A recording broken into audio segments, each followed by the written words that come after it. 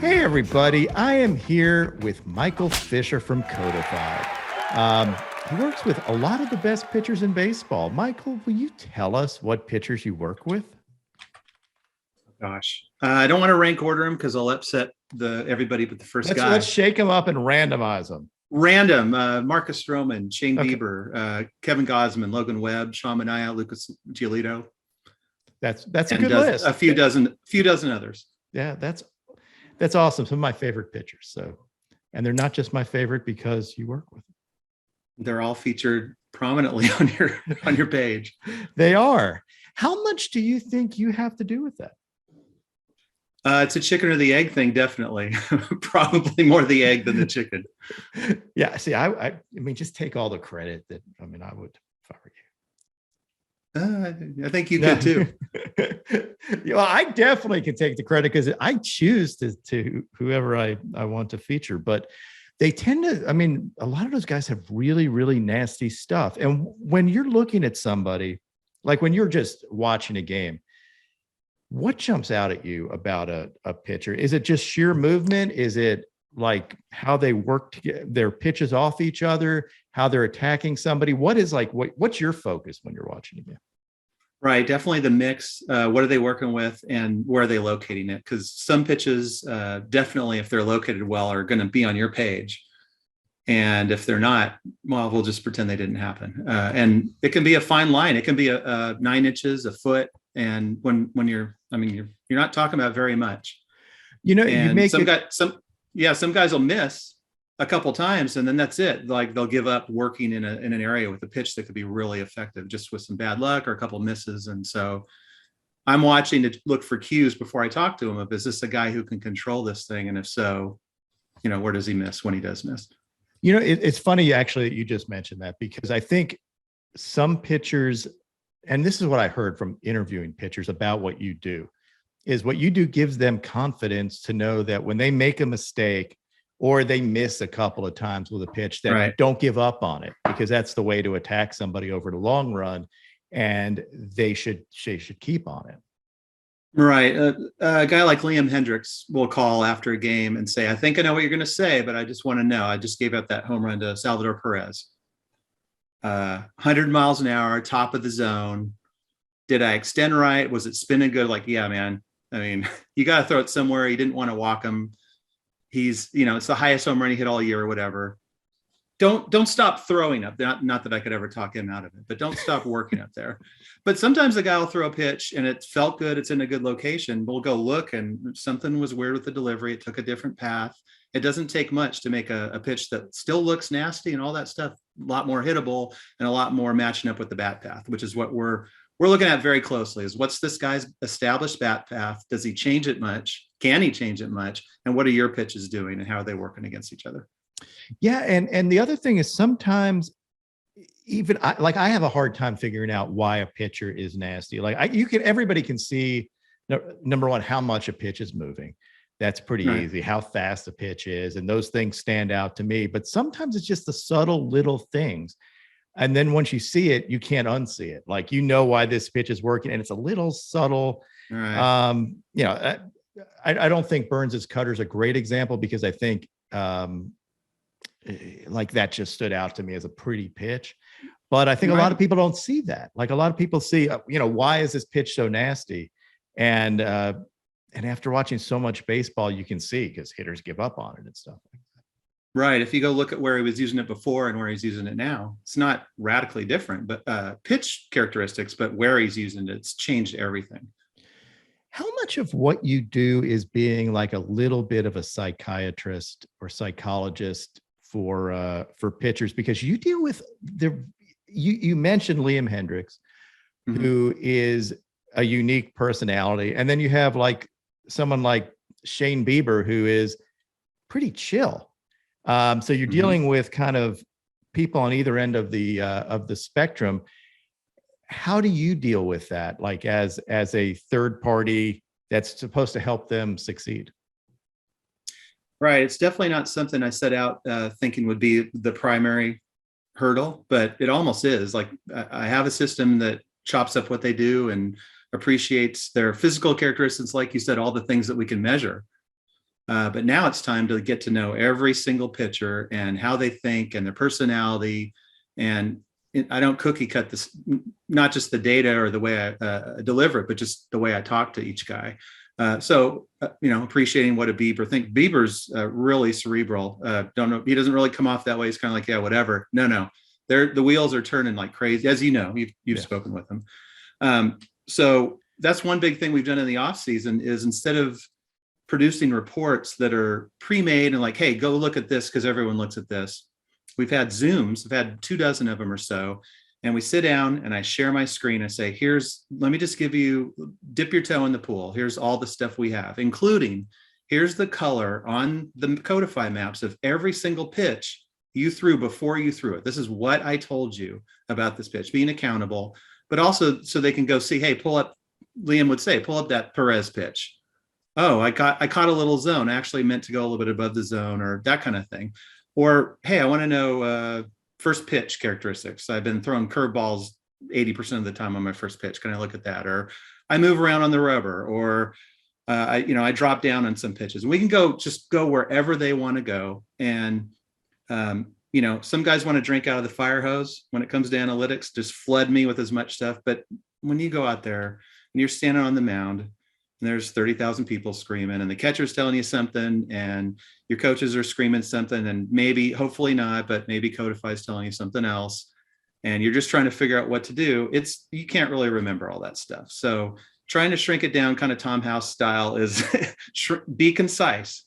Don't water it down, but find the keys. And, some guys can handle 3 keys and some guys can handle 7 and, maybe not as many as 3, depending on the guy. What is the latest trend that you're seeing among either pitch usage or something that like maybe Hawkeye has jumped out and changed something, the way that you advise pitchers? Yeah. From what I'm hearing, there's actually a bit of headbutting between Codify and the teams when it comes to pitch mix, because and I don't want to necessarily force you, if you're a fastball slider guy and you got a crappy changeup, I don't necessarily want to force you to use your changeup. But if you have a good changeup, why not blend it in? Why throw 90% of your pitches one or the other and be predictable? Unless you're deGrom or someone where it's like, who cares? You don't have to really worry about it. But the teams, from what I hear, are pressuring a lot of pitchers to keep it simple. This is your best pitch. This is your second best pitch. Why are you fooling around with these 5 pitches? And when it comes to a Darvish or a Stroman or a McCullers, and I'm not saying that their teams were pressuring them to use fewer, but as examples, like why on earth would you limit this guy? Diversify when you can, make uncomfortable hitters. And I mean, if you can spot 5 pitches and you know where to throw all 5, why on earth would you limit it? I think the value of even a pitch you can throw 5% of the time confidently enough just to show a pitch is enormous. And you can see it. You could see it in the data when a guy can actually go out there to do it. Now, I don't mean some Frankenstein curveball, like you should not throw this and you hang half of them and you can't. I'm not talking about that. That's not really a pitch. Yeah. Right. But there seems to be a trend of limiting, which is just odd because, now with Hawkeye, we have so much more data and we can see so much more about how the pitches are moving and what the swings are doing. And, it's an interesting trend. It seems like it should be going the opposite direction. I would have thought it would be going the opposite direction because like for the longest time, and maybe it's a coaching thing, like coaches, if you're a pitching coach, you're comfortable teaching one thing or 2 things, make it simple for the pitcher. You don't want to overload them. And I think that actually messed up Darvish when he first came into the league. It was like, hey, just do a few things really good. And he is such a field pitcher that having 11 pitches for different situations is what he wants to do.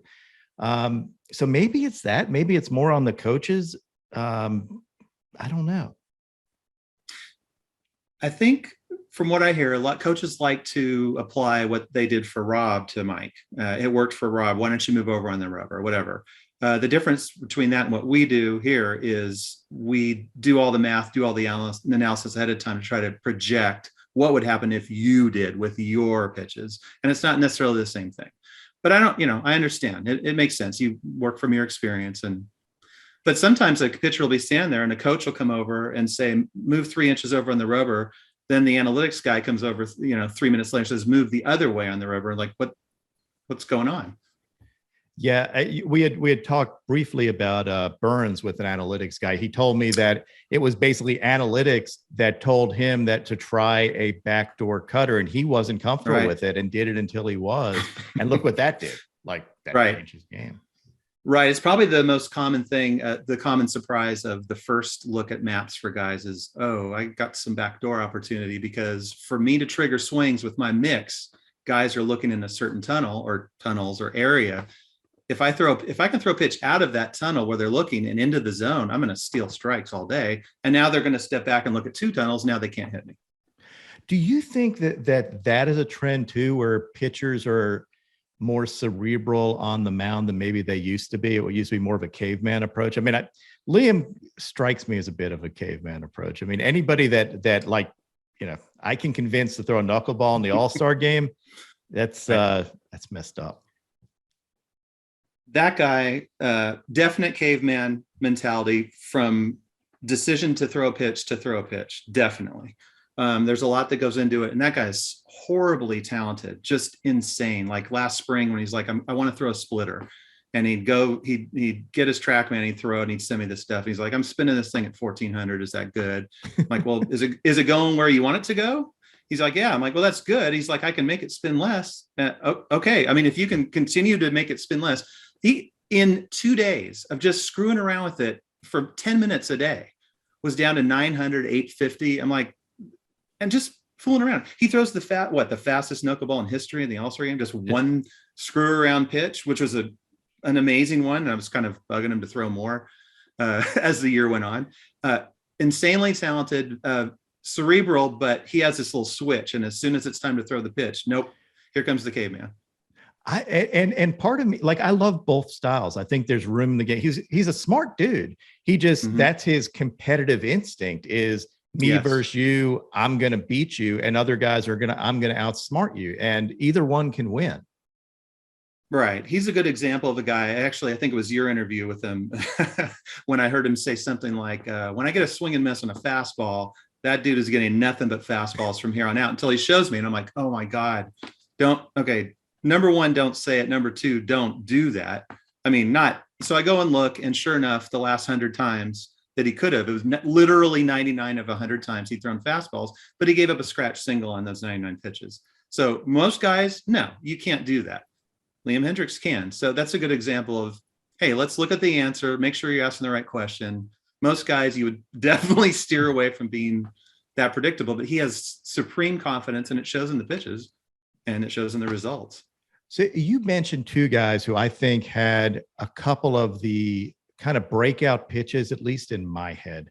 They did McCullers slider and Stroman's split change, and then his two-seamer, which wasn't his sinker that he just introduced in the middle of the season, which has to mess you up for one.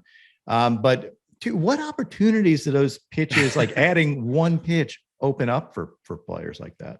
A lot. I mean, Stroh's a good example. I mean, you're already, if he's mixing right, I mean, pick one pitch and you're like, okay, maybe that's not elite. You might think a sinker's like near elite. It's really good.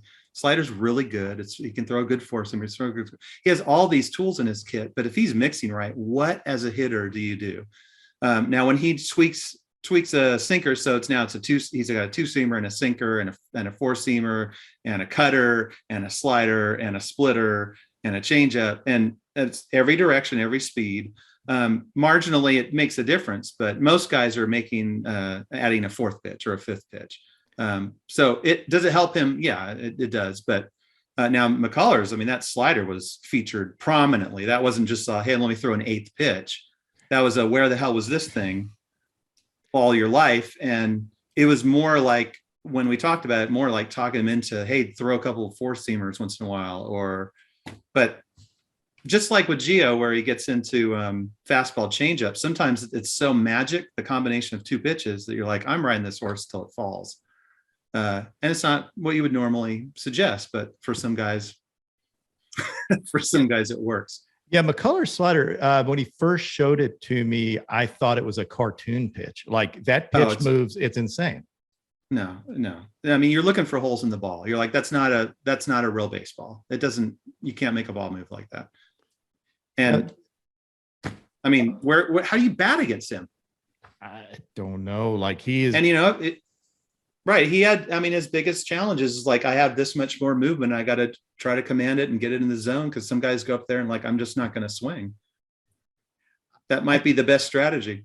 I think he is one of the most underrated pitchers in baseball that people, I think towards the end of the season, they realized, hey, this is a number one. And he is really, really good. Like the way he can make a ball move, his attitude on the bump. He's a competitor. He's got, and it just killed me when he got hurt at the end of the year. Like that's one of those things where I wanted him to shine on the stage. That was the time. Yeah, exactly. And I'm glad to see, because he works really, really hard and he's a good dude. And it was fun to see. I just wish he had that opportunity. It hurt me to see him not get that. Right. He's amazing to watch. McCullers and Stroman both, when you watch them, I mean, it's fun for me to try to guess the next pitch because I don't want to be able to guess 30% of the time with those guys. I want you to be mixing and fooling me. If you're fooling me, you're fooling everybody. And they do a pretty good job of that. But the maps can be really crazy because a guy like McCullers is like, well, I throw a slider at this speed, and then I have one that's tighter, and then I have one that's looser and a little slower, moves. I'm like, well, you really should have separate maps for those. But suddenly you have 9 maps for every batter, and it's a lot of information. So yeah, did he end up ditching his cutter? Because I didn't see a lot of them towards the. I turned it down at the end, as I recall. Yeah. Yeah.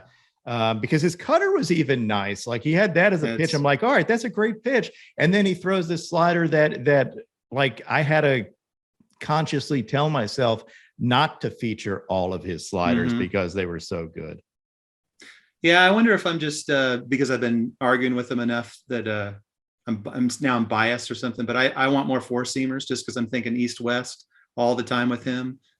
And when he does throw good 4-seamers, these guys just stare at it. I mean, you're not looking for throw it 5% of the time, but it's hard to throw any pitch 5% of the time, even sometimes surprisingly a 4-seamer. You and I would think just from watching other guys, like this is the one you fall out of bed and throw, but that's not necessarily his. Right. Yeah, he spins the ball so well, and people forget about the ones that the arm side stuff, like his 2-seamer changeup, which is changeup is a freaking insane pitch too. Right.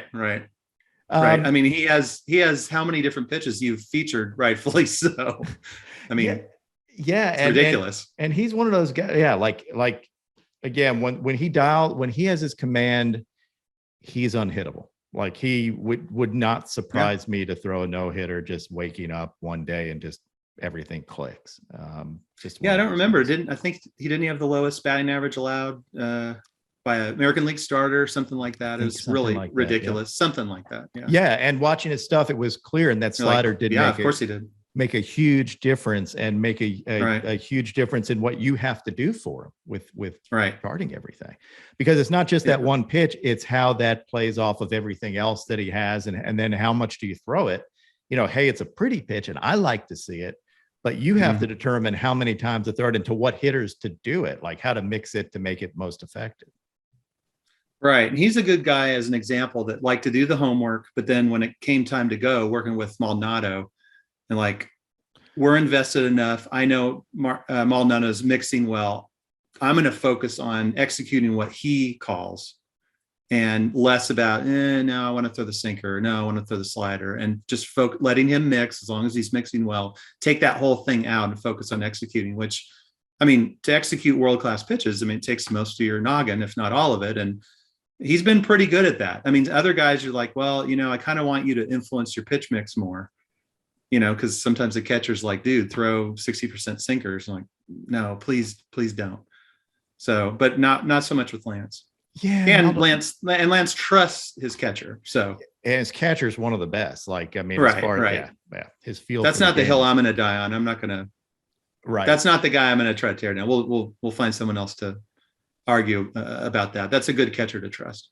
Yeah. And then you deal with like Stroh, it's going to be number one. I'm really happy for him because Chicago is a great place to pitch. Their fans will get behind him. They already are. Like they're buying his jerseys like they're going out of style. he is a great guy for that town. But adding that two seamer, which we got in all these arguments on Twitter about the difference between a sinker and a two seamer, and they are definitely different pitches.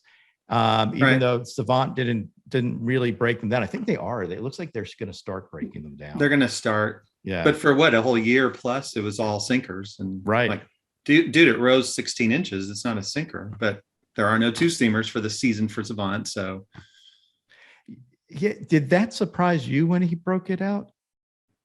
Yeah, I didn't know if it was an error or what, because he hadn't told me ahead of time or anything. So when I saw it, and like sometimes you see weird initial settings or results in the Hawkeye and stuff that don't end up in the data or whatever. But no, it was real. I'm like, oh, okay. So you can make a ball go that way, that way, that way, that way. This is extra fun. Yeah, and it's perfect for him because he is a very creative pitcher. Like he thrives on creativity and different ways of attacking people. I think he likes that part of his game a lot too. And like he's one of those guys, I think like Darvish, who you give him another tool and it just adds to the confidence he already has. And I think he'll use it right. But it creates more challenges for you. Like, is it harder for you with somebody with so many different pitches, or does it really matter? It's more challenging. I mean, his Stroman maps, if at the end, were 8 pitches or whatever it was. And, it's a lot more complicated discussion about how to optimize pitch mix and all. You want it. I mean, it's a good problem to have. When a guy has 3 or 4, it's a lot easier. Some of the guys that work with me have 2. It's like, okay, that's boring. This is pretty simple. Right. Yeah. Right. Like Liam, he's boring. Yeah. Calling Liam Hendriks boring is that's not well a thing. Right. Now you were asking about nasty, filthy pitches and just thinking about like, what is the definition of a filthy pitch? You have yours. It. What is it? Is it porn where you can't define it, but you know it when you see it? Is that? Yes, that is exactly. Like that is how I define. That's how I define. And my you know it too. Yep. Right. You know it when you see it. I'm trying to measure it ahead of time if I can. So you look at like a Liam slider. What are we talking? Like 89 miles an hour, tons of like gyro-y movement. So it's not really moving horizontally. It's kind of just dropping like a rock, but it's totally nasty looking. He throws it low. He throws so many fastballs. There's no way you can sit on it. And it's a really, really, really nasty pitch in terms of results. And, but when you just look at the characteristics, you're like, well, he throws it hard. It doesn't really move much. You couldn't survive on it. So it's the mix that makes it nasty. And that's the thing. So great point. And I think it's one of those things that people think to be filthy, it has to move a lot. And you can be filthy with a pure gyro. And for those watching, a gyro slider, and I know people get confused. They say, well, it drops straight down. Why is that a slider? Well, a gyro slider, think of a bullet that's going, it will drop straight down, just not as just not as fast as something that's tumbling like a curveball, but it will go straight down. And those can be really, really effective. Like it has to work with what you have, and it could be filthy, maybe not filthy to your eyes in a vacuum. I know you love that phrase, in a vacuum, because nothing moves in a vacuum. But it's on my desktop. Yeah, it can be filthy nonetheless, even though it doesn't move that much. It took me a long time to understand Liam's fastball, for example. Like it's one of the best pitches in baseball. Right. I don't know if anybody really does. I mean, the guy's 6 feet tall. You've stood next to him. Yeah. Okay. And his extension is 7 feet. That's ridiculous. Okay. He's throwing fastballs that drop out of his hand with gravity. Everything drops, as we all know, but it's dropping like 10 inches, and he's working largely at the top of the zone. So then he throws this slider thing, which, doesn't have the sexiest numbers, but he throws it 7 or 8 miles an hour slower. He throws it down, and it's dropping 30 inches on that trajectory at a target that's already 30 inches different. So it just looks like it's an enormous difference, and effectively it is. And suddenly this combination is like, oh, okay, well, now I can throw my fastball 70% of the time. I looked, I couldn't find anybody I would say could throw a fastball that often and have those results. What So what is the biggest difference maker for a pitcher in general? Like, and I think that this may be a question that and I know it's going to differ. Is it velo? Is it movement? Is it command? Is it like, if you had to pick one of those metrics, what would it be? You said velo. Well, you said command.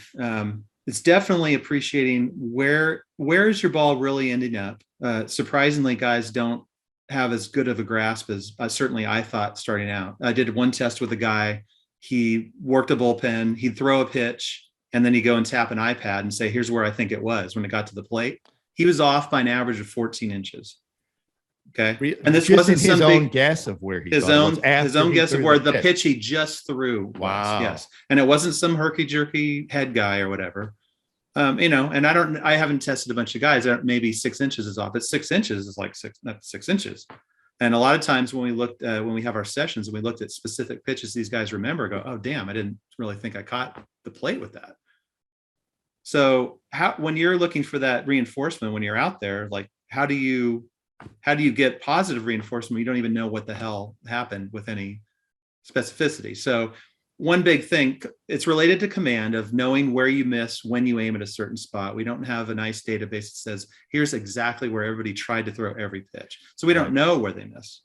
And so that's the interview you do with the guy. And like, where do you miss when you miss your fit? I got one guy that's like, if he throws up there at the top, you all-star. But when he misses, guess where he misses?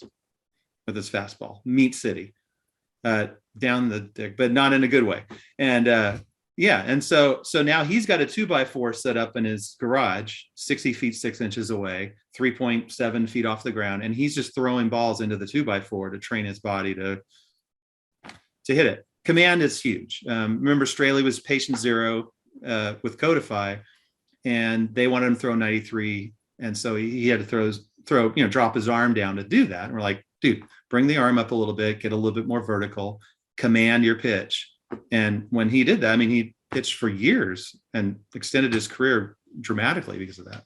And he's trying to come back to MLB now, right? Like he's like, I watched a bunch of his KBO starts, right? And he's really good. Like, right, his pitches are better now than they were when he left. Yeah. So someone's gonna steal him. I mean, he'll probably, if he wants to sign something now, he has to be a minor league invite kind of thing, but someone will just steal him because he's going to be good. So speaking of really good, and guys that kind of came out of nowhere for me, like it wasn't a guy I came into the season wanting to watch, and then couldn't take my eyes off any of his starts, was Logan Webb. Like he is so good, so good, and his sinker is filthy. I think he's just scratching the surface of how good he can be too. Like he seems like he has even more upside than he's shown, and he's like, I think all of baseball realized that at the end of the season. I realized that in the middle of the season. You realized that earlier in the season, and actually told me about it. And then I started watching, and I'm like, that's why you like him. Because it's a real sinker. It's a real sinker, and it's a real sinker. Yeah. And his maps, like the first time we ran his maps, we're looking at it, and he's like, wow, that's a lot of blue. And I said, that's a lot of blue for a sinker. That's not most of the guys' sinker maps, because sometimes they aren't sinkers. Usually they are more pitches you kind of steer away from. And with his, they're like, wow, if you go look at some swinging strikes, even strike threes for him, you will see, I bet, more often than normal by far, misses with his sinker that's still got swinging strikes. You just do not see that with guys. When you miss, you pay the price. And, Posey would set up, and sometimes it was a decoy, but a lot of times it wasn't. He missed into the plate a bit, and that didn't matter because the path of that pitch was it's just not hittable if he delivers it. And, he's buddies with Gausman, and Gausman didn't throw any harder this year or have any more break, but he knew where to aim the gun. And those guys working together, some synergy there. First year for both of them with Codify, and maybe it helped this much, but sometimes that's all it takes. Yeah, I mean, I think it probably helps having two guys on the same team that they can talk about all that. Another absolutely filthy guy. Now, I knew Gausman was filthy. Like I had seen it, and everybody's waiting for him to put it all together. And he did. Like, his splitter is obviously one of the most unhittable pitches in the major leagues. What is that like? I don't remember you showing me his charts. I assume that they're like, that's got to be comical. It is. His blue zone with his splitter is like, oh shit, something went wrong with the code. I have to go back and rebuild the map. That can't be right the first time. And then I'm like, oh yeah, well, he's got an amazing splitter. So we go look, like, yeah, you can miss, and you see where he throws it, but he can throw it into his blue. His blue is blue for against almost anybody. How is that not going to be a good pitch? And it follows a path that triggers swings in relation to his fastball. It's like, so yeah, most guys, like, he can't be a 2-pitch pitcher. You kept hearing, like, well, then that's interesting, because they just pitched against the Marlins and threw that one game, nothing but fastballs and changeups, no sliders and nothing, 2 hits. You don't encourage it if a guy, he's got a decent slider. And I know in the middle of the season, he fell out of whack, and we were kind of looking at his delivery a little bit, and he found a key to correct, which is really cool. You got to have confidence, just like a Giolito slider, right? Like, it's maybe not elite, but man, if you could throw it 10% of the time, you might get near elite results. He seemed to figure that out towards the end of the year. Lucas did. Like, obviously his fastball changeup is where he makes his money. And then he started throwing a lot more. Like, he worked in a lot of sliders towards the end. A lot of sliders. Yeah.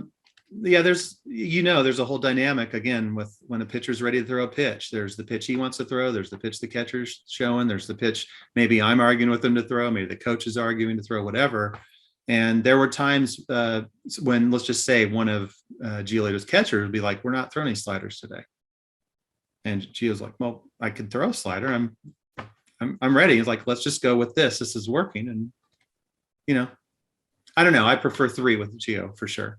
Yeah. And I think, I think I do too. Although one of my favorite, like, again, I could watch his changeup all day. The Bugs Bunny. Another pitch, though, that I don't think a lot of people, because it isn't the Devin Williams airbender, which is my favorite, among my favorite pitches in baseball.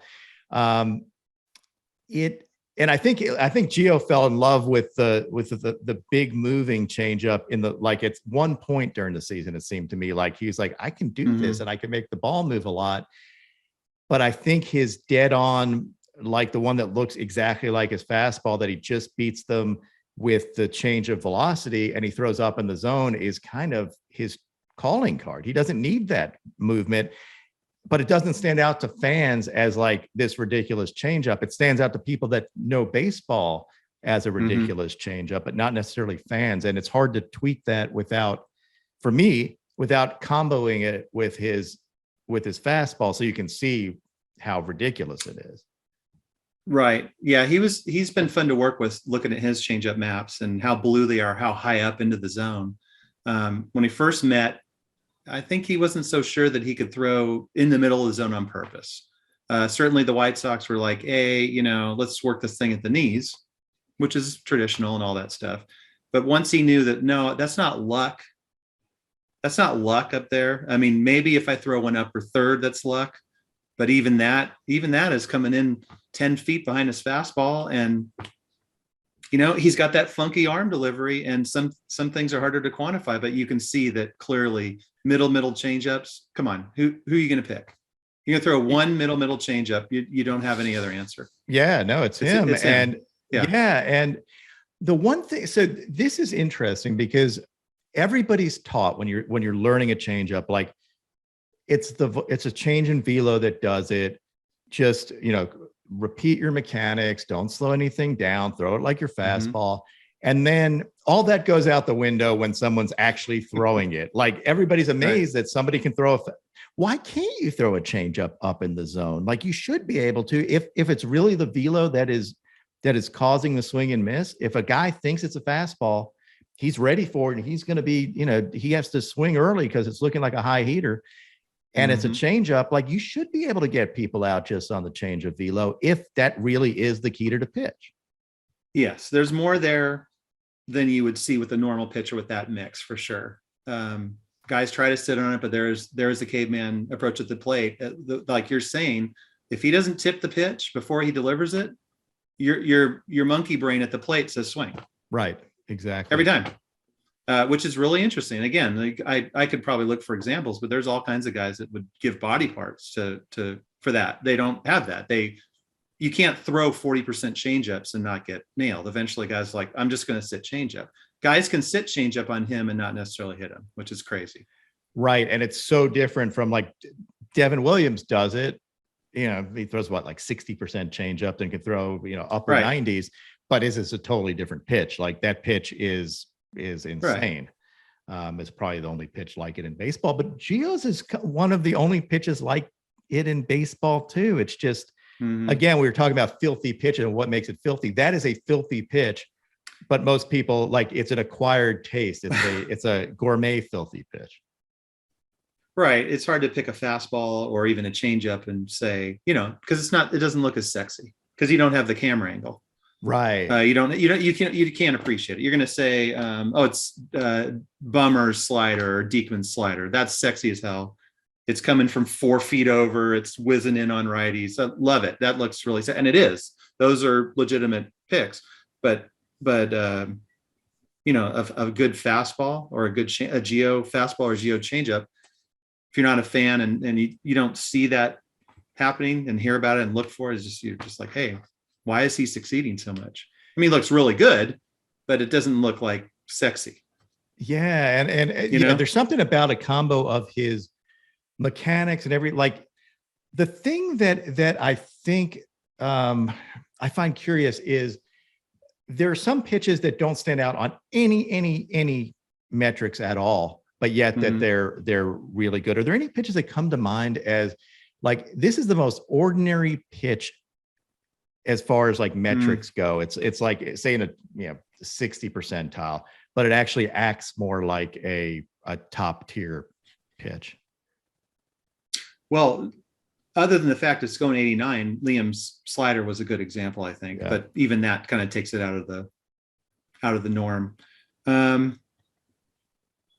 don't know. I looked for some. I mean, it's hard to find something that's really effective that you can eventually look and go, oh, it's because of this. Like Charlie Morton's his curveball isn't dropping a lot or going that fast, but damn, it's like, look at how much it's moving horizontally. So there's almost always a reason. And it was pretty hard to find. Maybe like a Scherzer slider. I mean, if we want to ignore his release point. Right. So that's the thing where it comes into what I'm trying to get to is the idea of deception. And I'm still not even sure how I categorize it. But you would think if one pitch is an outlier compared to all the other pitches that have the same movement profile, that maybe deception is part of it, right? Yeah, it's just there. If you put enough things, if you look at velo and the movement and the release point, like it's almost impossible to find a run-of-the-mill pitch that's effective. There's a reason just on itself. Like a pitch has to be able to stand on its own, even with the mix. So like Liam, he's still throwing at 89. And he's still extending 7 feet to throw it. Yeah, that's insane. Yeah. What do you think makes someone like Shane Bieber, who is one of my favorite pitchers to watch? And obviously he should be, but he's almost like he's another. I mentioned like gourmet. Like he's more of an artistic pitcher to me. Like he doesn't blow you away with a ridiculous fastball. He's an artist when he pitches, and like, what jumps out at you about him? Well, our talks, before we met him, he had his Cy year and he ran into that trouble at the end of the year, where the approach was don't swing. And the first thing we really talked about was just appreciating, like, what's the value of throwing a blue end zone pitch? Where it's like, if he doesn't swing, I'm still getting a strike. And how aggressive can I be? Because you can't be super aggressive, because if a guy knows you're throwing in the zone, and you're not Liam Hendriks, then it's probably not going to work. It's not going to work with Bieber to throw everything in the zone. But appreciating different tunnels and kind of moving eyes. And, he trusted his catcher a lot that last year.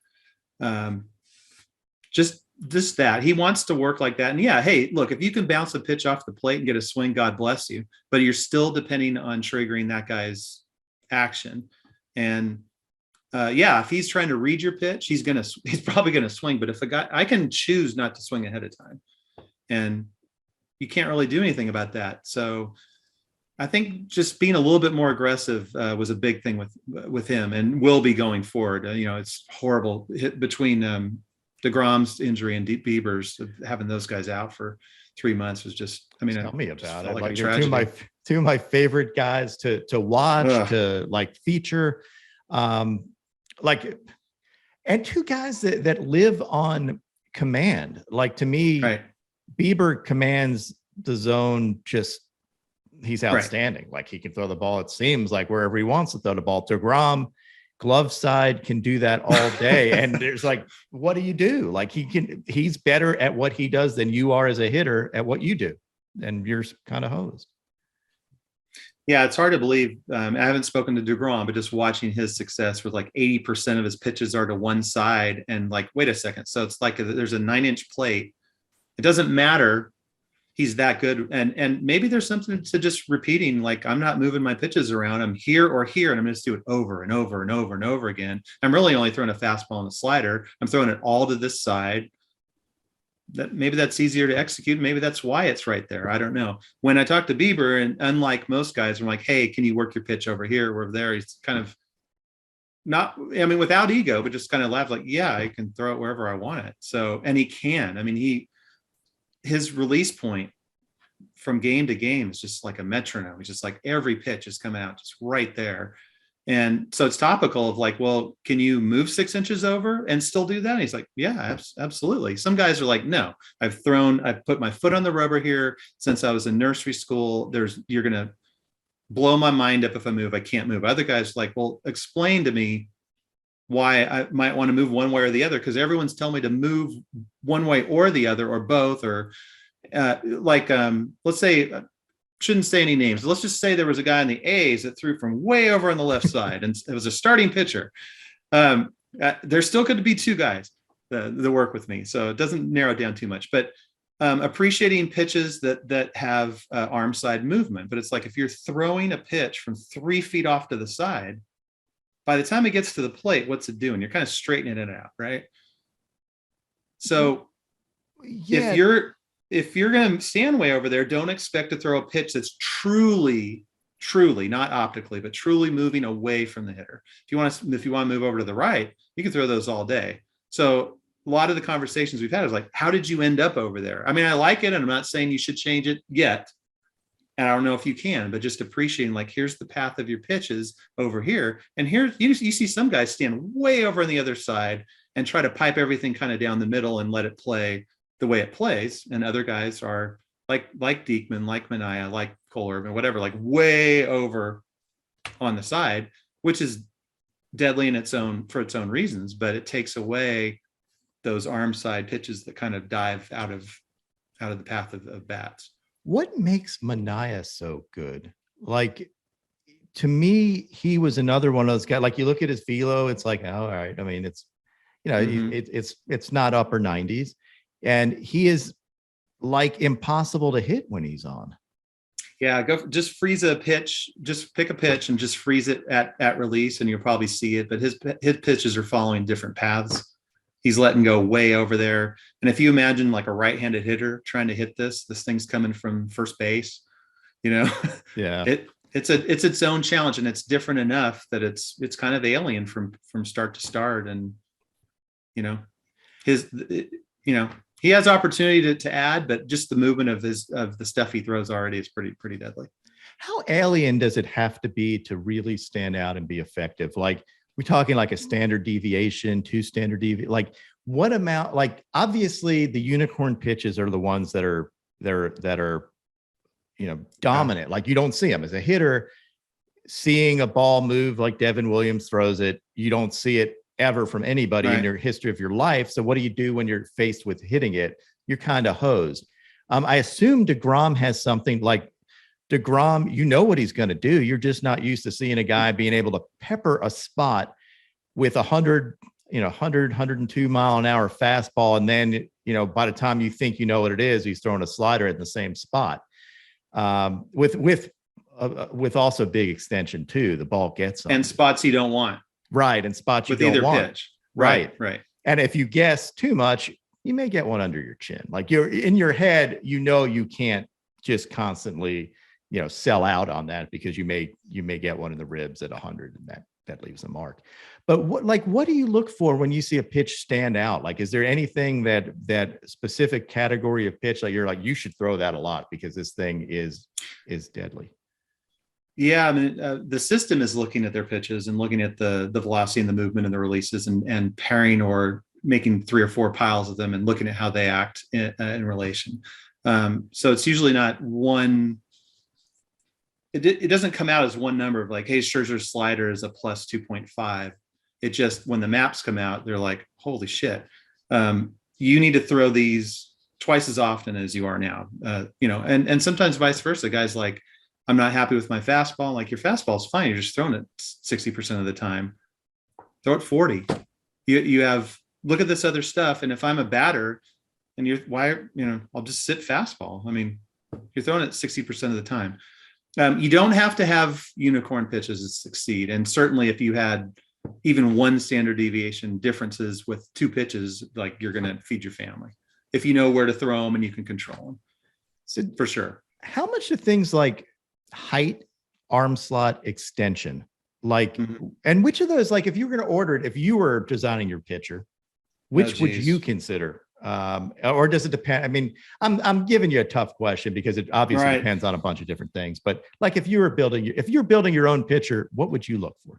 I mean, they lowered the mound for a reason, right? So it seems like the height of a pitcher would matter. But then Stroman comes along and throws it from a totally different outline spot. So that's good in its own right? So you can't teach height. That's usually get some extension from it. It's not magic. If you're like selling out to get extension, you throw a shitty pitch, that doesn't do any good. It's really since you can't make a guy taller or whatever, and usually can't do too much with his release, it usually comes back down to where are you using it, and where does it go when you don't want it to go, or where it doesn't go where you aimed it. That's usually the biggest thing, is just appreciating where did it go and how can I keep it. Liam doesn't do this. Like, you've heard him say, like, I don't want to know where not to throw it. Right. So I won't say that to him, but other guys are like, I want to know where not to throw it. Okay, that's the way you think. That's fine. You can avoid the red instead of get into the blue. But it just depends. And, it's just really sitting down with the guy, dealing with what he has. And there's all these other ways to gain velo, or not necessarily grow an inch, but there's other ways to deal with that. And then they bring that back to the table. There's a lot of pitch design guys, and a drive line is helping with ad pitches and stuff. And guys are frequently asked, like, what do you think? Like, when you look at me, is there something screaming at a cutter? Yes, there is. Look at this. Look at how your pitches lay out. There's this big white spot here where, nothing that you throw goes. If you add that, you're totally changing the comfort level of the hitter. So. And then that redefines all the other things that your stuff, it's everything. A fluid thing. Yeah. So if you add everything. A pitch, if you move a little bit on the rubber, if you're dropping your arm slot a little bit, could be a variety of different things. That's going to change everything that you spit into your machine. Everything. I mean, look at what the Treinen slider thing. I mean, he was being accused of cheating. No, he just changed his grip a little, and now it's breaking 14 inches instead of 4. When I first met him, I mean, that was the pitch, not the one you see now, but just the simple gyro-y that would go straight down. It used to go straight down. Right. That's all it needed to do. And he threw that more, and it had a lot of success from it. But now it's like, come on. I don't understand that. Yeah, like, even his straight down slider looked like it was going to drill. It wasn't a normal gyro slider. It looked like it was going to drill through the center of the earth when he threw it. And now he's got these things that, like, it does look like you have to cheat in order to do it. And he's not. Like, he's not. I don't get it. I don't get how anybody can make a baseball move like that guy can make and he's been doing it for forever. Like, I remember when he was on the Nats, and their fans were like, oh, blah, blah, blah. I'm like, dude, just give him time, because you can see it. You can see the talent that guy has. And it seems like he is back to that level where his stuff is matching up with the results. And it's it's Right. it's fun to watch when he pitches. Like you can't miss it. Right. If he's mixing right, you're going to have to get a couple hits to get a run, you know? Yeah. I mean, Yeah. Like I don't know what you do against that. if you had asked me filthiest pitch, I could have picked a Treinen pitch and no one would have really probably put too much fuss against it. Right. I mean, yeah. he's usually, he's pretty much picked his filthiest guy pitcher of like every poll. Right. I mean, yeah. I named him filthy. I mean, who else are you going to say? I mean, sorry, got nothing. Yes, right. Well, somebody was saying for deGrom, Phil. and I'm like, I don't consider deGrom filthy. I consider deGrom the best pitcher in baseball, most dominant pitcher in baseball. You can throw out any adjective. To me, filthy should have a picture of Blake Treinen and you know, next to it, either a slot and a sinker, which doesn't get as good a results as you would think it would get. And I don't know why that is. What would you It's get? still hitting some bats. That was the first thing we talked about is I mean, that turbo sinker is nasty when you use it in the right spot at the right time. But think about a left-handed bat path. Think about the sinker path. And it was lining up a lot and guys were dumping it out to left field or whatever. Just it's conjuncting with the bat too often. So knowing where to throw it, it's really good, but it's easy to miss bad. And that's where you're going to maybe get them. So yeah, it's like that. You have Graterol too, who's got a ridiculous turbo sinker at 102, 103 miles an hour. Oh, and yet still people will put it in play. And everybody's like, well, he doesn't strike out enough hitters. And part of it is that it's a bat path.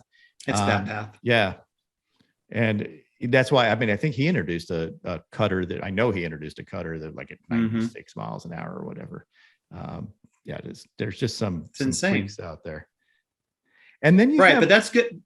Go ahead. Oh, I was going to say there's a guy, I thought Trevor May took me forever to understand too. A guy that is loves his fastball and competes with it. It took me a while to understand how good he was too. It's just those guys are tougher for me because they don't have that ridiculous movement. Absolutely. Yeah. Yeah, actually, his results are actually a little worse than I think they should have been based on where he threw and all that. I think you're going to continue to see that. And now he knows he can work with these pitches in these spots. I mean, he's Liam-esque out there. You see him stomping around, spitting and cussing and, you know, not getting calls and screaming. I mean, he's got a little bit of Liam in it, but he's got the Liam confidence too. I mean, that guy is confident. And it goes so far when you're working against elite hitters. I mean, look at him. He trusts his stuff. And Trevor May up at the top of the zone with fastballs, just brutal on hitters. And it just changed and everything opens everything else up. Yeah. The funny thing is we're talking about all these pitchers. And one thing that jumps out at me is their different degrees of confidence.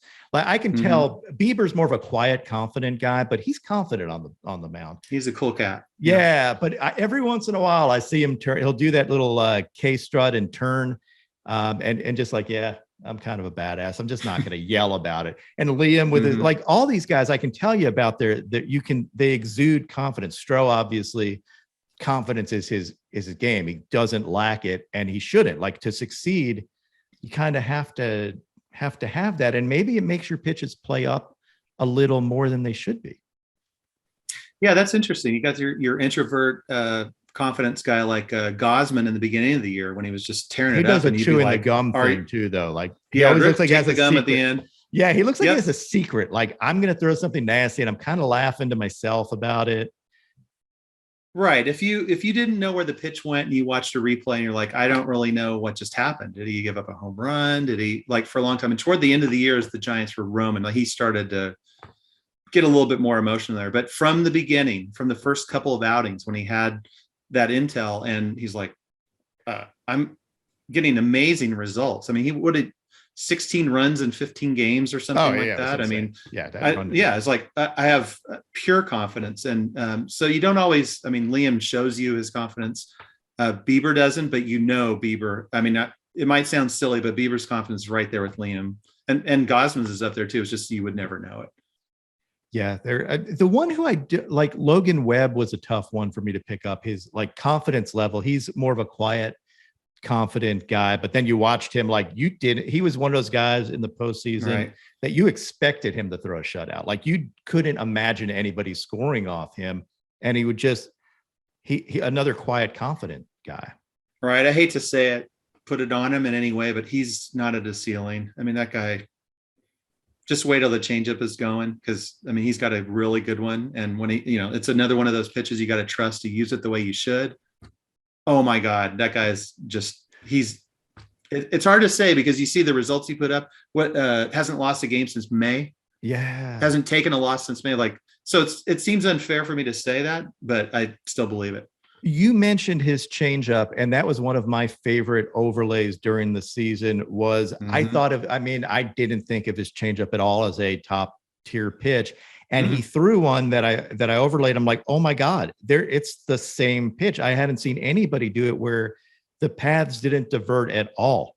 And it just looked like. And then you see at the end 2 different velos. I'm like, this is like a legit overlay. I'm not playing games.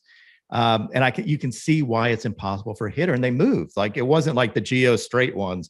It was like both of them had the same movement. If he can do that consistently, I can see what you're saying. Like, that's nasty. Right. They screamed the very first maps. I still remember that he saw, he's like, this looks really blue with the changeup. Like, can you throw it there? He's like, some days. Yeah. I'm like, well, the days that you can are going to be good days, because this pairs with your other pitches, and you can't, if you're mixing your pitches right, and he generally did, what do you do? I think. What do you do? I mean, I think he still realized, like, he still doesn't maybe know how good he is, and when he does, we talked about confidence. Like, maybe that is, and maybe he does now. Like, he does. Obviously, you pull can't up the do last. anything. Yeah. Right. Pull up the last couple starts, and you'll see it. You'll see a big difference from the beginning. I mean, if even in spring training, he tore it up. I mean, he was amazing in spring training. But yeah, it took a while to catch up, but he's got the confidence now, and having another season like that, yikes. I mean, it's well founded. Now they have a catcher situation, so we'll see what happens there. But it wasn't all Posey. That's not why Logan Webb had an amazing year. Not solely.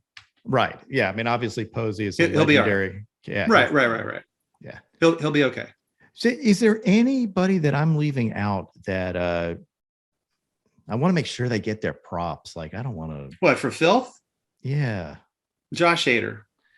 Yeah, well, I mean, yeah, like Josh Hader. Well, but we talk fastball slider combo, and like, okay, how sexy is it? But like, that fling is just, I don't know. I got a thing for the fling, man. He's another guy though, that, like, I guess if you take his metrics, they don't scream at you like it's totally unhittable, but when you watch it, it's totally unhittable. Like, it's arm angle, it's right, everything coming at you, like all these hairs flying, yeah, the whole thing, right?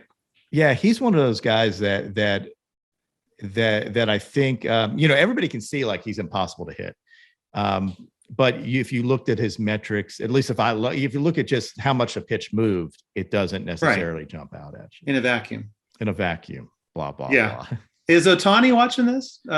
Any idea? I hope he does. Like, okay, throw more splitters. He apparently, like, I hear that, how he changed his splitter movement, just woke up one day and decided to throw a splitter now that moved just a ridiculous amount arm side, just because he felt like it. That guy, like, and he is one of those guys that I don't think gets enough credit still as a pitcher. Because I knew this when he came up. I knew this when he was in Japan. Like, to me, he is a pitcher over a hitter. I have a bias, obviously, towards a pitcher. but I don't think people still know how good he is. I don't think he's close to his ceiling as a pitcher.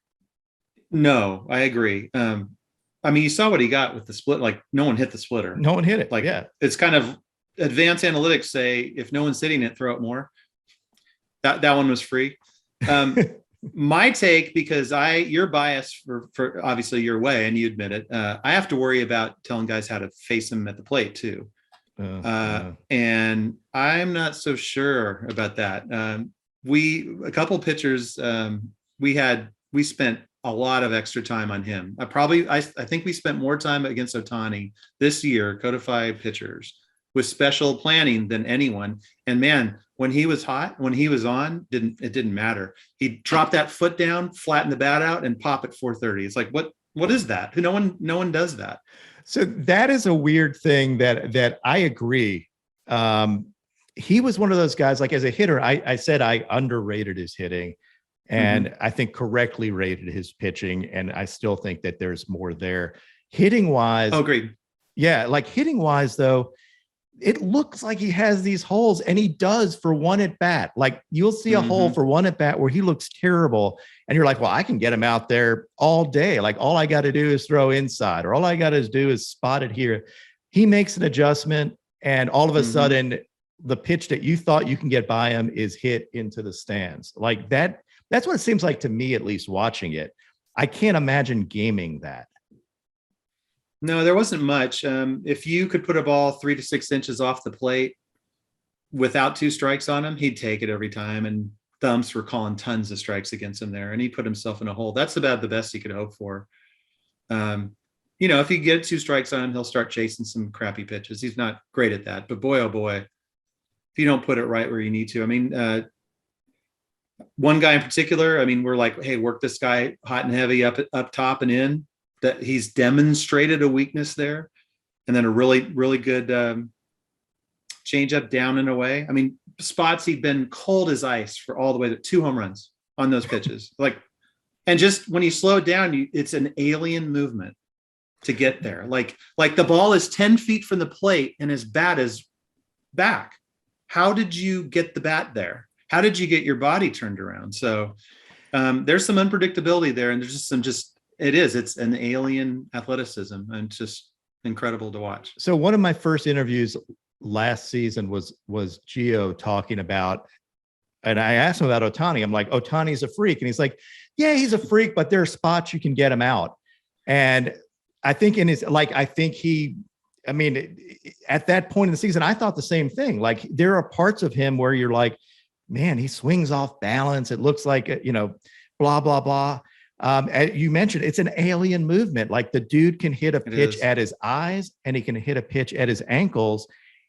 And you wouldn't teach that swing. It's an athletic, just incredible body control. Everything about him is insane. Yeah. I mean, after he dropped his foot and hit this high, tight fastball over the fence, then he, on the changeup that was down right on the outside corner, beautiful pitch. And he opened up, and you're like, I mean, in slow mo, you're like, he won't make contact. Stretched his bat out and hit it over the other fence. Like, what do you do? So he is streaky, and his recency matters more in the maps and stuff. But boy, oh boy, the first base open and he's hot, just put him on. And did something on him having the highest the biggest differential in pitch height and hitting home runs, maybe? Oh, right. It was over 3 feet. Yeah. Highest and lowest home runs. Yeah. And it was him and Tatis, I think. Yeah, he hit a pitch. Go figure. Right, exactly. Like he hit a pitch this year that I thought it was spotted exactly where it should be. It was right on the ground, and somehow flicked it out. And I think I asked you at that point, had anybody hit a ball lower than that? Because it was like, if you're drawing up a pitch, it just shouldn't have been hit. It was perfect. Right. What do you say when that guy calls you, the pitcher? Like, hey, what's up, Mike? What? I'm like, act of God, man. It's an act of God. I mean, what are you going to do otherwise is really the question. It's like, you just have to look at the more recent stuff with him and just look for changes in approach. But a lot of it is just that twitchy stuff you can't teach. And just sometimes there it is. Like, more so than anybody, though. More so than anyone. Right. The other thing I noticed about him that is underrated, that I think people are starting to figure out, is his ridiculous competitiveness. Not necessarily like in win, like he just doesn't want to let his team down.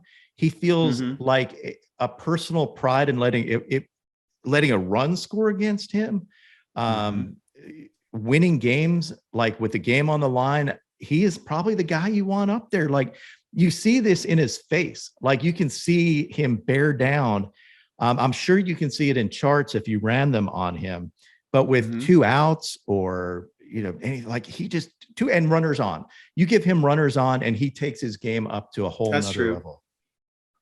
That's true. It's always interesting to see the players like that, because there's the argument of clutch. It's like, well, why aren't you good when there's nobody on? And why are you, if you have a switch, why don't you just flip it all the time? But you're right. He does seem to be that guy that kind of bears down. And it's funny. I just saw a clip the other day of him pitching, and, he's got this photogenic look and this smiley thing. And even when he's pitching, he might kind of frown, whatever. But if you freeze it at release, he's got this, his face is contorted.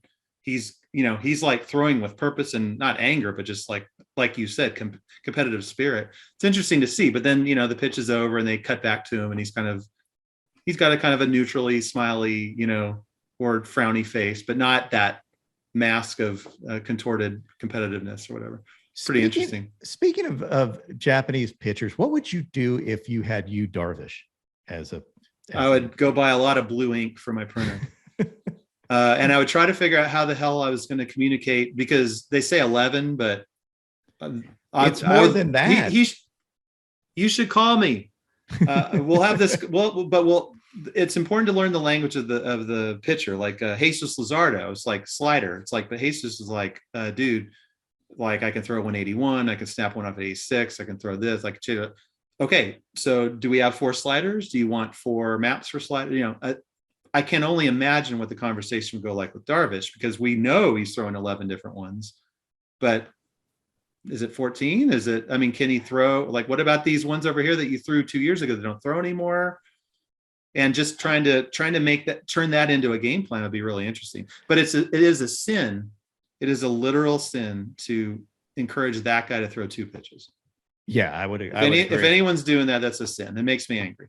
Yeah, I would agree. And his, like, talking to him about pitch design is like talking to, I don't know, like a top artist or symphony writer, whatever it is.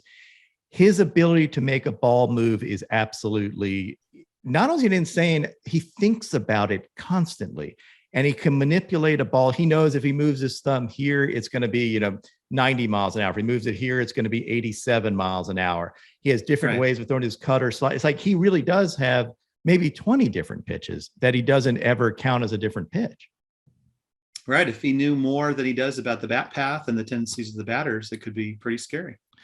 Yeah, like I would say that he's one of those matchup guys. Like I would think that would be a challenge for you to figure out how to take in all that information. And I think you thrive in a situation where you have a lot of variables. Like that is actually the perfect use of what you do. It's like you can throw it out like, hey, this is the way you attack this guy, and you have so many weapons.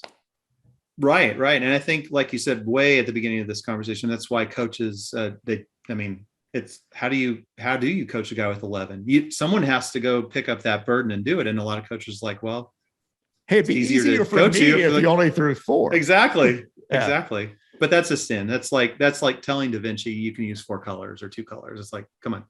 Right. And he still may paint really well, but you gotta, like, he is a dude who needs all those pitches because that's the way his brain functions.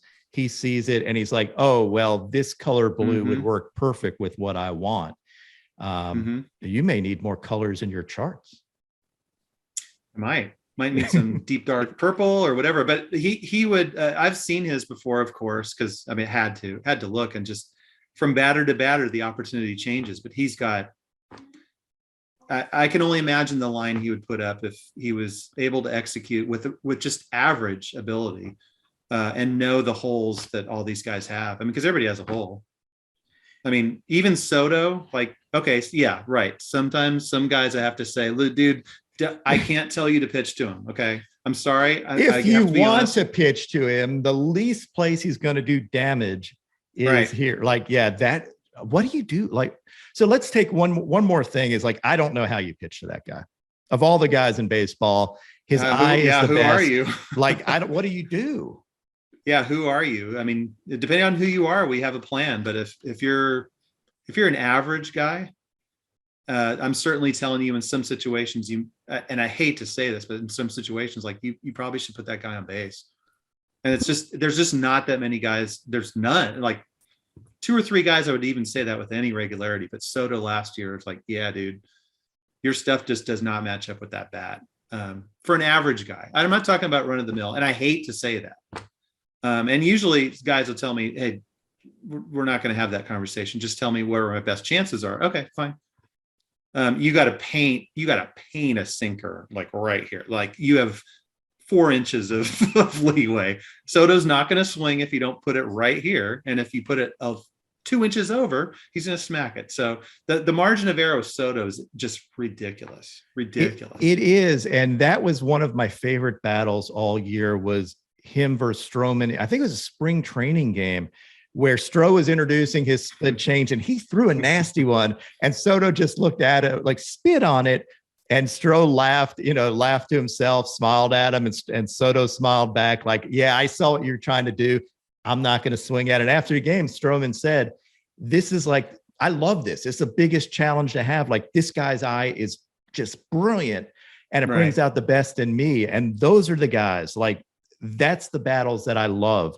And he is like, as a pitching guy, that's the guy I like to watch hit, because he's brilliant at the plate. Yeah. As long as you don't have too much invested in the pitcher, right? Right. Like, I wouldn't want to. But Stro and Soto, that's pay-per-view. That's, I mean, every time, like, cut every game that's playing and cut to that at bat. That is magical to watch. The entertainment through the roof. Stro versus Soto. I might save this because I do need to re-show that at bat at some point, because that was one of my, it just stood out to me, especially the spring training one where they're having fun, but they're serious and competing. But they're serious. Yep. Yeah. Like, both of those guys are masters at their craft, and to watch them go at each other. Who do you think, like, off the top of your head, who has the best charts against Soto? Like, who would you think would be the best? deGrom. Yeah. Like, I mean, Hader had some interesting ones. I mean, he's got the advantage of that angle, and a lot of, that those pitches are pretty lethal. But righty, I mean, most righties are just kind of in trouble. I mean, he can see you. He can control everything. He controls bat. He has an incredible eye. There's just not a lot. I mean, Stroman was up there just because of all the different ways he could attack. I would have loved to see McCullers face Soto. Yeah, that would have been. I mean, that's something to watch right there. So that, to me, is like, that's the art, and he personifies the art of hitting more than probably anybody that I see out there. Like, Freeman's always fun to watch. Like, I think Freddie enjoys the matchups. But Soto is like, it is like, to me, watching a top tier pitcher go against him should be pay-per-view. Oh yeah. I mean, it's hard to put anybody above him. That run he had at the end of the year, the last couple months. I mean, 500 OVP for some stretch, like, that's unreal. Yeah, it is. It is unreal. I'm not sure who else I would say. I had a list. Tyler Rogers slider. I mean, yeah. Talk about alien. I mean, what do you mean your fastball drops more than your slider? Right. It makes sense. Well, it makes sense. Right. And I didn't get that until until I start thinking about it. Then you start thinking about it, like, that makes perfect sense. He flips everything. But that pitch, I don't like. So I interviewed him, and he didn't do that on purpose until kind of rather lately, because in his mind, a high slider, like, that's not something you should be throwing. And then when you realize that nobody on earth throws that pitch. So as a hitter, what do you do when you're seeing that and you can't pick it up anyway? And you see a fastball that's dropping more than a slider, and you're getting ready to swing, and there's a velo difference. Yeah, that's some crazy stuff. Right. You go back to the Dodgers Giants at the end of the year, and just watch, like, Mookie Betts when he came up against him. And a Mookie Betts is uncomfortable. Yeah. Uncomfortable. I mean, he'd make it like kind of half-hearted swing, and, like, it's just too different. And when are you going to prepare? How do you prepare? No, you can't. How do you practice hitting Tyler Rogers? You can't. Because you don't go into the game even expecting to see him necessarily, and you're going to see him. And even if you do, what are you just going to close your eyes and pretend? It's coming. You can't. You're probably not seeing it in the cages. You probably don't have somebody you can have throw you anything like that. So. And that's one of the cool things too, because he's a not velo guy. Like you're talking about a guy that's topping mid 80s. Right, but it helps him. Right. Like, I mean, imagine that arc to his pitch, and imagine a bat path that you need to have to hit him hard is non-existent. yeah, he had some of the most comical at bats. One of my favorite pitchers to watch, and my favorite pitch to watch. Like that is a absolute. You're right, alien pitch. Yeah. The only other guys I had on my list, like Luke Jackson's slider, was amazing all year long. So what made that amazing? The I know results. It performed. Yeah. That's exactly right. Like to me, it is absolutely that. Like it is a results-based pitch that is unhittable. Right. I'd have to go look, but maybe he is your answer to that one. Let's see. Luke Jackson's right here, headed over here. Yeah. I mean, it's got, I don't know. That might be the answer to your question of what's the biggest stretch from just phenomenal, like here's the velo, here's the movement, to what the results. It might be him. That was kind of my gut instinct is, like he's a a great dude to watch. That slider is unhittable, but I couldn't figure it out until you watch it enough and you're like, nobody can hit it. So just keep throwing that. Right. Right. And I think you get bonus points. I mean, he's thrown it over half the time and still putting up those results. I'm just, that was a shout out to the guys we won't say, the fastball guys like Carlos Rodon or like, dude, you're throwing fastballs like whatever it was, 70% of the time or 65 and still having those results. Another guy. So crazy. Another guy that jumped like Robbie Ray. Right. Yeah. Robbie Ray's another guy that I was like, what is that? Right. What is going on? So yeah, to me, it was almost like his energy on the mound. He had a increased confidence. I will be talking to him at some point, but to me, it was mental game stuff and just shoving the ball down your throat. Rodon did that too. Shove the ball down your throat. I wish I could take a lot more credit than I will, but I talked to Robbie Ray before the season. Maybe I oversold him. We looked at some of his maps with his agent. I said, dude, you should be attacking a lot more. You had a walk problem. Like your stuff, you have a lot of blue in zone. Guys don't want to face you, not the other way around. Attack more. And it never clicked. We never landed, but he sure pitched differently this year. And like to think, maybe if I want to sit around fantasize, that had a little bit to do with that. So him and Rodon are to me. Rodon too. I've spoken with him as well. Oh, yeah, Rodon was the other guy that I spoke to one time. Didn't quite click. He's like, I kind of got a routine, but I gave him some info too. Like, dude, shove. Yeah, and you're gonna have to do it eventually. So, I mean, do it right away. Shove, but until it doesn't work, and it works. So you're different enough. You got enough of that little move, and it's maybe it's better than it should be when you tear it apart into pieces, but who cares? And Lance Lynn, who was another guy and Lynn is good. It's like right, it's all different fastballs. It's like, yeah, he if it was 80% four seamers, no, it's not going to work, but man, it might be a cutter, it might have a little play the other way, it might just go straight up.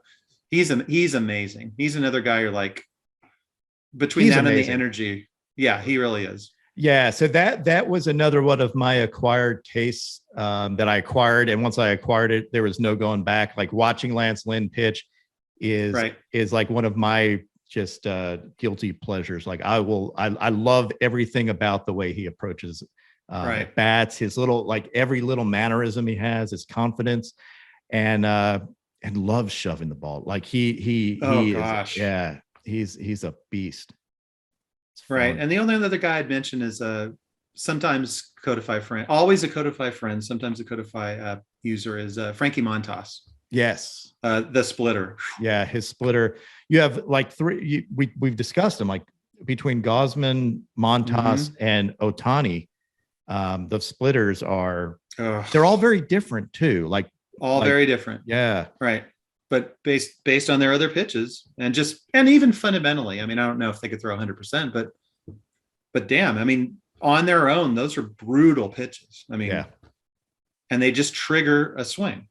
So splitters, it was such a frowned upon pitch because of alleged arm injuries. And now you're seeing the top pitches in the game are splitters. I mean, those are right. It worked out for Gausman. Yeah. Well, let's, we'll do this again multiple times because we can talk Okay, all good. freaking day. Sounds good. But it's great talking to you again. And, congratulations on your best Twitter user victory. Well deserved.